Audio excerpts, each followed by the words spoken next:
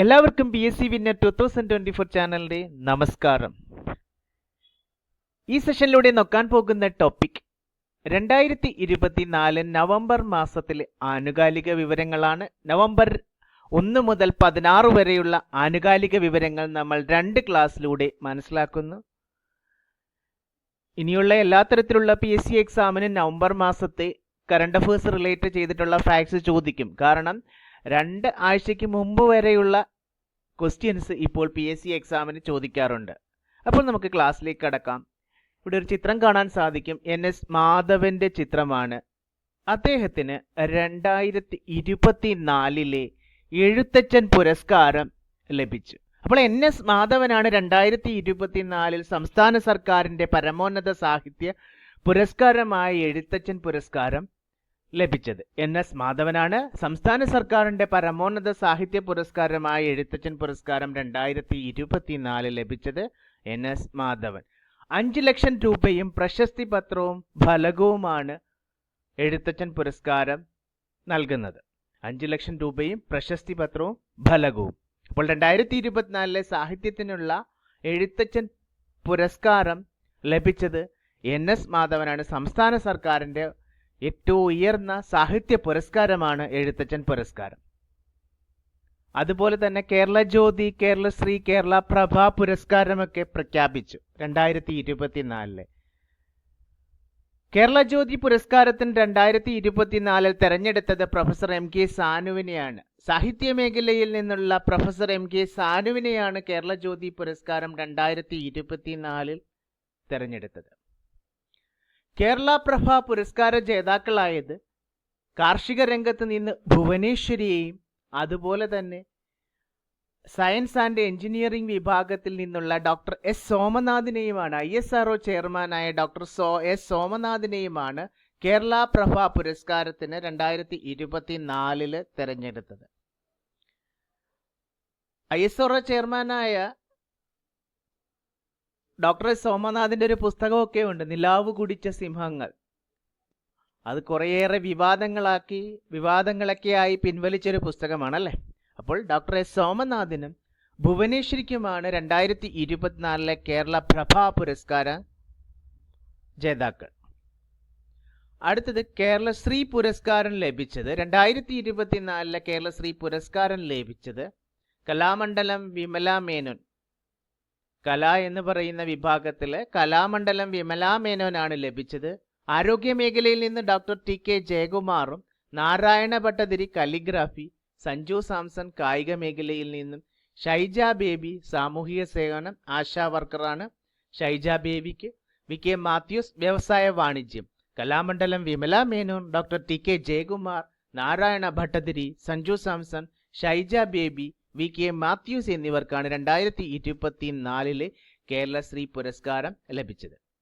നമുക്കറിയാം, എല്ലാ വർഷവും കേരളപ്പിറവി ദിനമായിട്ട് നമ്മൾ നവംബർ 1 ആചരിക്കുന്നത്. 1956 നവംബർ 1 കേരള സംസ്ഥാനം രൂപീകരിച്ചത്.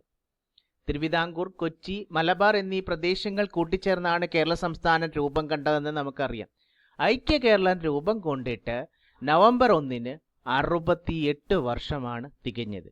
ഈ നവംബർ 1 2024 നവംബർ 1 ഐക്യ കേരളം രൂപം കൊണ്ടിട്ട് 68 വർഷം പൂർത്തിയായി. അടുത്തത് ആരോഗ്യ സർവകലാശാലയുടെ വൈസ് ചാൻസലറായി പുനർനിയമിതനായ വ്യക്തിയാണ് ഡോക്ടർ മോഹനൻ കുന്നുമ്മൽ. അദ്ദേഹം തന്നെയായിരുന്നു മുൻപും ആരോഗ്യ സർവകലാശാലയുടെ വൈസ് ചാൻസലറാണ് ഡോക്ടർ മോഹനൻ കുന്നുമ്മൽ. ദേശീയ വിദ്യാഭ്യാസ ദിനമായിട്ട് എല്ലാ വർഷവും നവംബർ 11 ആചരിക്കുന്നു. ആരുടെ ജന്മദിനമാണ് ദേശീയ വിദ്യാഭ്യാസ ദിനമായി ആചരിക്കുന്നത്? നമ്മുടെ സ്വതന്ത്ര ഇന്ത്യയിലെ പ്രഥമ വിദ്യാഭ്യാസ മന്ത്രിയായിരുന്ന മൗലാന അബ്ദുൽ കലാം ആസാദിന്റെ ജന്മദിനമായ നവംബർ 11 ദേശീയ വിദ്യാഭ്യാസ ദിനമായിട്ട് നാം ആചരിക്കുന്നത്. 1888 നവംബർ 11 മൗലാന അബ്ദുൽ കലാം ആസാദ് ജനിച്ചത്. അപ്പോൾ അദ്ദേഹത്തിന്റെ ജന്മദിനമാണ്. പ്രഥമ വിദ്യാഭ്യാസ മന്ത്രിയായിരുന്ന സ്വതന്ത്ര ഇന്ത്യയിലെ അദ്ദേഹത്തിന്റെ ജന്മദിനമാണ് നവംബർ 11 ദേശീയ വിദ്യാഭ്യാസ ദിനമായിട്ട് നാം ആചരിക്കുന്നു.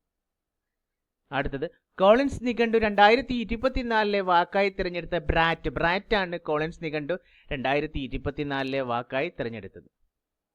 അയിത്ത ജാതിക്കാരുടെ സഞ്ചാര സ്വാതന്ത്ര്യത്തിനായി മന്നത്ത് പത്മനാഭൻ 1924 വൈക്കം സത്യാഗ്രഹത്തോടനുബന്ധിച്ച് നവംബർ 1 വൈക്കത്ത് നിന്നും തിരുവനന്തപുരത്തേക്ക് സവർണ ജാഥ നയിച്ചു. അപ്പോൾ അയിത്ത ജാതിക്കാരുടെ സഞ്ചാര സ്വാതന്ത്ര്യത്തിനായിട്ടാണ് മന്നത്ത് പത്മനാഭൻ സവർണ ജാഥ നയിച്ചത്. 2024 നവംബർ 1 100 വർഷം പൂർത്തിയായി. അപ്പോൾ മന്നത്ത് പത്മനാഭൻ നയിച്ച സവർണ ജാഥ 2024 100 വർഷം പൂർത്തിയായി. വൈക്കം സത്യാഗ്രഹത്തോടനുബന്ധിച്ച് 1924 നവംബർ 1 വൈക്കത്ത് നിന്നും തിരുവനന്തപുരത്തേക്ക് സവർണ ജാഥ പുറപ്പെട്ടത്. ആഗോള പ്രകൃതി സംരക്ഷണ സൂചികയിൽ 180 രാജ്യങ്ങളുടെ പട്ടികയിൽ ഇന്ത്യയുടെ സ്ഥാനം 176-ാമതാണ്. 1-ാം സ്ഥാനത്ത് ലക്സംബർഗ്, 2-ാം സ്ഥാനത്ത് എസ്റ്റോണിയ, 3-ാം സ്ഥാനത്ത് ഡെൻമാർക്ക്. ആഗോള പ്രകൃതി സംരക്ഷണ സൂചികയിൽ ആകെ 180 രാജ്യങ്ങളുടെ പട്ടിക എടുത്തപ്പോൾ ഇന്ത്യയുടെ സ്ഥാനം 176-ആണ്. 1-ാം സ്ഥാനത്ത് ലക്സംബർഗ്, 2-ാം സ്ഥാനത്ത് എസ്റ്റോണിയ, 3-ാം സ്ഥാനത്ത് ഡെൻമാർക്ക്. ഇന്ത്യ 176. അടുത്തിടെ BPL സ്ഥാപകനായ TPG നമ്പ്യാർ അന്തരിച്ചു. അപ്പോൾ BPL സ്ഥാപകനാരായിരുന്നു? TPG നമ്പ്യാർ. സാമൂഹിക നീതി വകുപ്പ് ട്രാൻസ്ജെൻഡേഴ്സിന് മെച്ചപ്പെട്ട ജീവിത നിലവാരം ഉറപ്പാക്കുക എന്ന ലക്ഷ്യത്തോടെ നടപ്പിലാക്കുന്ന പദ്ധതിയാണ് അനന്യം. സാമൂഹിക നീതി വകുപ്പാണ് ട്രാൻസ്ജെൻഡേഴ്സിന് മെച്ചപ്പെട്ട ജീവിത നിലവാരം ഉറപ്പാക്കുക എന്ന ലക്ഷ്യത്തോടെ അനന്യം പദ്ധതി നടപ്പിലാക്കുന്നത്. സാമൂഹിക നീതി വകുപ്പ് മന്ത്രി R ബിന്ദു ആണെന്ന് നിങ്ങൾക്കറിയാം. അടുത്തത് സിംഗപ്പൂർ ആസ്ഥാനമായ സെംപ് കോർപ്പ് കമ്പനി തമിഴ്നാട്ടിലെ തൂത്തുക്കുടിയിലെ ഗ്രീൻ അമോണിയ പ്ലാന്റ് സ്ഥാപിക്കുന്നുണ്ട്. തമിഴ്നാട്ടിലെ തൂത്തുക്കുടിയിലാണ് സിംഗപ്പൂർ ആസ്ഥാനമായ സെംകോർപ്പ് കമ്പനി ഗ്രീൻ അമോണിയ പ്ലാന്റ് സ്ഥാപിക്കുന്നത്. കേരളത്തിന്റെ സന്തോഷ സൂചിക ഉയർത്തുന്നതിന് കുടുംബശ്രീ മുഖേന സംസ്ഥാനത്തിൽ നടപ്പിലാക്കുന്ന പദ്ധതിയാണ് ഹാപ്പിനെസ് സെന്റർ. കേരളത്തിന്റെ സന്തോഷ സൂചിക ഉയർത്തുന്നതിന് കുടുംബശ്രീ മുഖേന സംസ്ഥാനത്ത് നടപ്പിലാക്കുന്ന പദ്ധതി ഹാപ്പിനെസ് സെന്റർ. 2025 ദുബായിൽ അന്താരാഷ്ട്ര ഗവേഷണ കേന്ദ്രം ആരംഭിക്കാനൊരുങ്ങുന്ന IIT ആണ് IIT മദ്രാസ്. IIT മദ്രാസ് ആണ് 2025 ദുബായിൽ അന്താരാഷ്ട്ര ഗവേഷണ കേന്ദ്രം ആരംഭിക്കാനൊരുങ്ങുന്ന IIT മദ്രാസ്. 2024 ഒക്ടോബറിൽ വിരമിക്കൽ പ്രഖ്യാപിച്ച മുൻ ഇന്ത്യൻ ഹോക്കി ക്യാപ്റ്റനാണ് റാണി രാംപാൽ. റാണി രാംപാലാണ് 2024 ഒക്ടോബറിൽ വിരമിക്കൽ പ്രഖ്യാപിച്ച മുൻ ഇന്ത്യൻ ഹോക്കി ക്യാപ്റ്റൻ. സായുധ സേനകളുടെ മെഡിക്കൽ സർവീസ് ഡയറക്ടർ ജനറലായി നിയമിതയായ ആദ്യ വനിതയാണ് ആരതി സരൻ. ആരതി സരനാണ് സായുധ സേനകളുടെ മെഡിക്കൽ സർവീസ് ഡയറക്ടർ ജനറലായി നിയമിതയായ ആദ്യ വനിത. ആരാണ്? ആരതി സരൻ. അടുത്തത് COP16 ആണ്. ഈ COP16 ജൈവ വൈവിധ്യ ഉച്ചകോടിയാണ് COP16 എന്നറിയപ്പെടുന്നത്. 2024 ഐക്യരാഷ്ട്ര സംഘടനയുടെ ജൈവ വൈവിധ്യ ഉച്ചകോടി അതായത് COP16 വേദിയായത് കൊളംബിയയിലെ കാലി. കൊളംബിയയിലെ കാലിയാണ് 2024 UN ജൈവ വൈവിധ്യ ഉച്ചകോടിയുടെ വേദി. COP16 വേദി കൊളംബിയയിലെ കാലി. കരയിലെ ഏറ്റവും വലിയ ജീവിയായ ആനയെ ഉത്സവങ്ങൾക്ക് എഴുന്നള്ളിക്കുന്നത് മനുഷ്യന്റെ അഹന്തയാണെന്ന് വിധിച്ച കോടതിയാണ് കേരള ഹൈക്കോടതിയാണ്. കരയിലെ ഏറ്റവും വലിയ ജീവിയായ ആനയെ ഉത്സവങ്ങൾക്ക് എഴുന്നള്ളിക്കുന്നത് മനുഷ്യന്റെ അഹന്തയാണെന്ന് വിധിച്ചത് കേരള ഹൈക്കോടതിയാണ്. കുറേയധികം വിവാദമായതാണല്ലേ ആന ഇടയുന്നതും ഉത്സവങ്ങളോടനുബന്ധിച്ചും മറ്റ് ആഘോഷങ്ങളോടനുബന്ധിച്ചും ആന എഴുന്നള്ളിച്ച് ആന ഇടയുന്നതും ഒരുപാട് നാശനഷ്ടങ്ങളൊക്കെ സംഭവിക്കുക. അപ്പോൾ ഹൈക്കോടതി പരിഹസിച്ചുകൊണ്ട് പറയുന്നുണ്ട് നീലത്തിമിംഗലം കരയിലെ ഏറ്റവും വലിയ ജീവിയാകാതിരുന്നത് നന്നായി എന്നല്ലേ. അപ്പോൾ കരയിലെ ഏറ്റവും വലിയ ജീവിയായ ആനയെ ഉത്സവങ്ങൾക്ക് എഴുന്നള്ളിക്കുന്നത് മനുഷ്യന്റെ അഹന്തയാണെന്ന് വിധിച്ച കോടതിയാണ് കേരള ഹൈക്കോടതി. ഓപ്പൺ ആർട്ടിഫിഷ്യൽ ഇന്റലിജൻസ് ഈയിടെ അവതരിപ്പിച്ച സെർച്ച് എഞ്ചിനാണ് ChatGPT സെർച്ച്. ഇതൊക്കെ ചോദിക്കും എക്സാമിന്. ഓപ്പൺ AI ഈയിടെ അവതരിപ്പിച്ച സെർച്ച് എഞ്ചിനാണ് ChatGPT സെർച്ച്. KSFE നിലവിൽ വന്ന വർഷമാണ് 1969 November 6. November 6 Kerala state financial enterprises നിലവിൽ വന്നിട്ട് 2024 നവംബർ 6 55 വർഷമാണ് തികഞ്ഞ്. KSFEയുടെ ആസ്ഥാനം തൃശ്ശൂരാണെന്ന് നിങ്ങൾക്കറിയാം. അപ്പോൾ KSFE നിലവിൽ വന്ന വർഷം 1969 നവംബർ 6. 2024 ലോക ക്ഷീര ഉച്ചകോടിക്ക് വേദി ഫ്രാൻസിലെ പാരീസ് ആണ്. ഓർത്തിരിക്കണം, 2024 ലോക ക്ഷീര ഉച്ചകോടിയുടെ വേദി ഫ്രാൻസിലെ പാരീസ്. അടുത്തിടെ സ്ത്രീകൾക്ക് സൗജന്യ ഗ്യാസ് സിലിണ്ടറുകൾ നൽകുന്നതിനായി ദീപം പദ്ധതി ആരംഭിച്ച സംസ്ഥാനമാണ് ആന്ധ്രാപ്രദേശ്. ദീപം പദ്ധതി ഗ്യാസ് സിലിണ്ടറുമായി ബന്ധപ്പെട്ടതാണ്. സ്ത്രീകൾക്ക് സൗജന്യ ഗ്യാസ് സിലിണ്ടർ നൽകുന്നതിനായി ആന്ധ്രാപ്രദേശ് സംസ്ഥാനം ആരംഭിച്ച പദ്ധതിയാണ് ദീപം പദ്ധതി. അടുത്തൊരു ഇമ്പോർട്ടൻ്റ് ഫാക്റ്റാണ്, രാജ്യത്തെ റെയിൽവേ സേവനങ്ങളെല്ലാം ഒരു കുടക്കീഴിൽ കൊണ്ടുവരുന്ന ആപ്പാണ് സൂപ്പർ ആപ്പ്. സൂപ്പർ ആപ്പാണ് രാജ്യത്തെ റെയിൽവേ സേവനങ്ങളെല്ലാം ഒരു കുടക്കീഴിൽ കൊണ്ടുവരുന്ന ആപ്പ്. കേന്ദ്ര റെയിൽവേ വകുപ്പ് മന്ത്രി നിങ്ങൾക്കറിയാം, അശ്വിനി വൈഷ്ണവാണ് കേന്ദ്ര റെയിൽവേ വകുപ്പ് മന്ത്രി. സൂപ്പർ ആപ്പാണ് രാജ്യത്തെ റെയിൽവേ സേവനങ്ങളെല്ലാം ഒരു കുടക്കീഴിൽ കൊണ്ടുവരുന്ന ആപ്പ്. നവംബർ 2-ന് 161ാമത് ജന്മദിനം ആചരിക്കുന്ന കേരളത്തിന്റെ നവോത്ഥാന നായകനാണ് ഡോക്ടർ പൽപ്പു. 1863 നവംബർ 2-നാണ് ഡോക്ടർ പൽപ്പുവിന്റെ ജന്മദിനം. നവോത്ഥാന നായകന്മാരെ കുറിച്ച് നമ്മൾ സെപ്പറേറ്റ് ക്ലാസ്സസ് ഓരോ നവോത്ഥാന നായകന്മാരെ കുറിച്ചും ചാനൽ വഴി അപ്ലോഡ് ചെയ്തിട്ടുണ്ട്. ഡോക്ടർ പൽപ്പുവിനെ കുറിച്ചൊക്കെ വിശദമായിട്ട് ഒരു ക്ലാസ് ചെയ്തിട്ടുണ്ട്. നിങ്ങൾ അതൊക്കെ കണ്ട് മനസ്സിലാക്കുക. അടുത്ത ക്ഷയരോഗമുക്തമായി കേരളത്തെ പ്രഖ്യാപിക്കുന്നത് 2025-ലാണ്. ക്ഷയരോഗമുക്തമായി കേരളത്തെ പ്രഖ്യാപിക്കാനായിട്ട് പോകുന്നത്. ലോക സുനാമി ബോധവൽക്കരണ ദിനമായിട്ട് എല്ലാ വർഷവും നവംബർ 5-ആണ് ആചരിക്കുന്ന ലോക സുനാമി ബോധവൽക്കരണ ദിനം, നവംബർ 5. കയർ ദിനമായിട്ട് നവംബർ 5-ആണ് ആചരിക്കുന്നത്. ലോക സുനാമി ദിനത്തിൻ്റെ അന്ന് തന്നെയാണ് കയർ ദിനം. കയർ ദിനം ആചരിച്ചു തുടങ്ങിയത് 2012 മുതലാണ് കയർ ദിനം ആചരിച്ച് തുടങ്ങിയത്.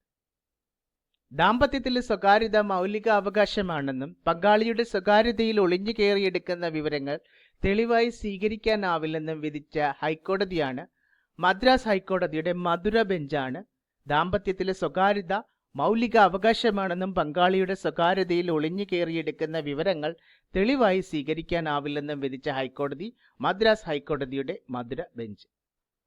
ആദിവാസി മേഖലയിലെ കുട്ടികളെ അഭിരുചിക്കനുസരിച്ച് വ്യത്യസ്ത മേഖലകളിൽ പ്രാവീണ്യം നേടുവാൻ പ്രാപ്തരാക്കുക എന്ന ലക്ഷ്യത്തോടെ ആരംഭിച്ച പദ്ധതിയാണ് കനസ് ജാഗ. ഓർത്തിരിക്കുന്ന കനസ് ജാഗ എന്ന് പറയുന്ന പദ്ധതി ആദിവാസി മേഖലയിലെ കുട്ടികളെ അഭിരുചിക്കനുസരിച്ച് വ്യത്യസ്ത മേഖലകളിൽ പ്രാവീണ്യം നേടുവാൻ പ്രാപ്തരാക്കുക എന്ന ലക്ഷ്യത്തോടെ ആരംഭിച്ച പദ്ധതിയാണ് കനസ് ജാഗ. 55ാമത് ഗോവ അന്താരാഷ്ട്ര ചലച്ചിത്രമേളയുടെ ഉദ്ഘാടന ചിത്രമായി പ്രദർശിപ്പിക്കുന്നത് സ്വതന്ത്ര വീർ സവർക്കറാണ്. 55ാമത് ഗോവ അന്താരാഷ്ട്ര ചലച്ചിത്രമേളയുടെ ഉദ്ഘാടന ചിത്രമായി പ്രദർശിപ്പിച്ചു സ്വതന്ത്ര വീർ സവർക്കർ. കേരളത്തിലെ ആദ്യ സെമി കണ്ടക്ടർ നിർമ്മാണ കമ്പനിയുടെ പേരാണ് ട്രാസ്ന. ട്രാസ്നയാണ് കേരളത്തിലെ ആദ്യ സെമി കണ്ടക്ടർ നിർമ്മാണ കമ്പനി. അയർലൻഡ് ആസ്ഥാനമായി പ്രവർത്തിക്കുന്ന കമ്പനിയാണ് ട്രാസ്ന. കേരളത്തിലെ ആദ്യ സെമി കണ്ടക്ടർ നിർമ്മാണ കമ്പനിയാണ് ട്രാസ്ന. 2024 വനിതകളുടെ ഏഷ്യൻ ചാമ്പ്യൻസ് ട്രോഫി ഹോക്കി വേദിയാണ് ബീഹാറിലാണ്, ഇന്ത്യയിലെ ബീഹാറിലാണ് 2024 വനിതകളുടെ ഏഷ്യൻ ചാമ്പ്യൻസ് ട്രോഫി ഹോക്കിക്ക് വേദിയാക്കുന്നത്. ഇന്ത്യൻ വനിതാ ഹോക്കി ടീം ക്യാപ്റ്റൻ സലീമ ടെറ്റെയാണ് ഇന്ത്യൻ വനിതാ hockey team captain Salima Tete. ഓർത്തിരിക്കണം, ബീഹാറിൽ നടക്കുന്ന 2024 വനിതകളുടെ ഏഷ്യൻ ചാമ്പ്യൻസ് ട്രോഫി ഹോക്കിയുടെ ഭാഗ്യചിഹ്നം ഗുഡിയ എന്ന കുരുവിയാണ് 2024 വനിതകളുടെ ഏഷ്യൻ ചാമ്പ്യൻസ് ട്രോഫി ഹോക്കിയുടെ ഭാഗ്യചിഹ്നം. വേദി ബീഹാർ.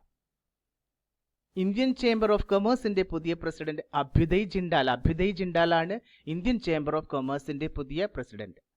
2024 കോമൺവെൽത്ത് രാജ്യങ്ങളുടെ ഉച്ചകോടിക്ക് വേദിയായത് സമോവയാണ് 2024 കോമൺവെൽത്ത് രാജ്യങ്ങളുടെ ഉച്ചകോടിക്ക് വേദിയായത് സമോവ. സംസ്ഥാനത്തെ എല്ലാ സർവകലാശാലകളുടെയും കോളേജുകളുടെയും സേവനങ്ങളും പ്രവർത്തനങ്ങളും ഒരു കുടക്കീഴിൽ കൊണ്ടുവരുന്നതിനായുള്ള സോഫ്റ്റ്വെയറാണ് കെയർ ആണ് സംസ്ഥാനത്തെ എല്ലാ സർവകലാശാലകളുടെയും കോളേജുകളുടെയും സേവനങ്ങളും പ്രവർത്തനങ്ങളും ഒരു കുടക്കീഴിൽ കൊണ്ടുവരുന്നതിനുള്ള സോഫ്റ്റ്വെയർ കെയർ. അടുത്തിടെ ചൈന 3 ബഹിരാകാശ സഞ്ചാരികളെ അയച്ച ബഹിരാകാശ നിലയമാണ് ടിയാൻഗോങ് ആണ്. അടുത്തിടെ ചൈന 3 ബഹിരാകാശ സഞ്ചാരികളെ അയച്ച ബഹിരാകാശ നിലയം ടിയാൻഗോങ്. യുഎസിന്റെ 47ാമത് പ്രസിഡന്റായി തിരഞ്ഞെടുക്കപ്പെട്ടതാണ് ഡൊണാൾഡ് ട്രംപ്. 46ാമത്തെ പ്രസിഡന്റ് ജോ ബൈഡൻ ആണെന്ന് നിങ്ങൾക്കറിയാം. 47ാമത്തെ പ്രസിഡന്റായ ഡൊണാൾഡ് ട്രംപ് ജനുവരിയിലാണ് അധികാരമേൽക്കുക. 2025 ജനുവരിയിൽ യുഎസ് പ്രസിഡന്റ് ആവുന്ന ഏറ്റവും പ്രായം കൂടിയ വ്യക്തി കൂടിയാണ് ഡൊണാൾഡ് ട്രംപ്. 127 വർഷത്തിന് ശേഷം തുടർച്ചയല്ലാതെ യുഎസ് പ്രസിഡന്റ് സ്ഥാനത്ത് എത്തുന്ന വ്യക്തി കൂടിയാണ് ഡൊണാൾഡ് ട്രംപ്. 45ാമത്തെ പ്രസിഡന്റും അദ്ദേഹമായിരുന്നു. അതിനുശേഷം ജോ ബൈഡനായി വീണ്ടും 47ാമത്തെ പ്രസിഡന്റ് ആകാൻ പോകുന്നത് ഡൊണാൾഡ് ട്രംപാണ്. റിപ്പബ്ലിക്കൻ പാർട്ടിയുടെ നേതാവാണ് ഡൊണാൾഡ് ട്രംപ്. അദ്ദേഹത്തിന്റെ ചിഹ്നം, റിപ്പബ്ലിക്കൻ പാർട്ടിയുടെ ചിഹ്നം, ഇലക്ഷനിലെ ചിഹ്നം ആനയാണ്. എതിർ സ്ഥാനാർത്ഥി ഡെമോക്രാറ്റിക് സ്ഥാനാർത്ഥിയായ കമല ഹാരിസ് ആണ്. ഇന്ത്യൻ വംശജയായ കമല ഹാരിസ് ആയിരുന്നു എതിർ സ്ഥാനാർത്ഥി. യു എസിൽ തിരഞ്ഞെടുപ്പിൽ, അതായത് അമേരിക്കൻ തിരഞ്ഞെടുപ്പിൽ ബഹിരാകാശത്ത് നിന്നും വോട്ട് ചെയ്തവരാണ് സുനിത വില്യംസും ബുഷ് വിൽമോറും. നാസയുടെ ബഹിരാകാശ പേടകത്തിൽ പോയി അവിടെ ബഹിരാകാശത്ത് അകപ്പെട്ടവരാണ് സുനിത വില്യംസും ബുഷ് വിൽമോറും. അപ്പോൾ അവരും യു എസ് തെരഞ്ഞെടുപ്പിൽ ബഹിരാകാശത്ത് നിന്ന് ചെയ്തു വോട്ട് ചെയ്തു. അമേരിക്കയുടെ 50ാമത്തെ വൈസ് പ്രസിഡന്റാണ് ജെഡി വാൻസ്. ജെഡി വാൻസ് ആണ് അമേരിക്കയുടെ 50ാമത്തെ വൈസ് പ്രസിഡന്റ്. ഇന്ത്യയുടെ 51ാമത്തെ ചീഫ് ജസ്റ്റിസായി ചുമതലയേറ്റത്, നവംബറിൽ ചുമതലയേറ്റത് അല്ലെ, ജസ്റ്റിസ് സഞ്ജീവ് ഖന്നയാണ്. ജസ്റ്റിസ് DY ചന്ദ്രചൂഡിന്റെ പിൻഗാമിയായിട്ട് 51ാമത്തെ ചീഫ് ജസ്റ്റിസായി ചുമതലയേറ്റത് ജസ്റ്റിസ് സഞ്ജീവ് ഖന്ന. അപ്പോൾ കൂട്ടുകാരെ, നമ്മൾ നവംബർ മാസത്തെ ആനുകാലിക വിവരങ്ങളുമായി ബന്ധപ്പെട്ട ആദ്യത്തെ ക്ലാസ്സാണ് ഇതുവരെ മനസ്സിലാക്കിയത്. അടുത്ത 2ാമത്തെ ക്ലാസ്സിൽ നവംബർ 1 മുതൽ 16 വരെയുള്ള കറണ്ട് അഫേഴ്സുമായി ബന്ധപ്പെട്ട വിവരങ്ങൾ പങ്കുവയ്ക്കാം. നിങ്ങൾക്ക് ഈ ക്ലാസ് ഇഷ്ടപ്പെട്ടെങ്കിൽ ലൈക്ക് ചെയ്യുക, കമൻറ്റ് ചെയ്യുക, നിങ്ങളുടെ കൂട്ടുകാർക്ക് ഈ ചാനൽ പങ്കുവയ്ക്കുക. സബ്സ്ക്രൈബ് ചെയ്യാതെ ആരെങ്കിലും വാച്ച് ചെയ്യുന്നുണ്ടെങ്കിൽ സബ്സ്ക്രൈബ് ചെയ്യുക. അപ്പോൾ എല്ലാവർക്കും good night, bye, take care.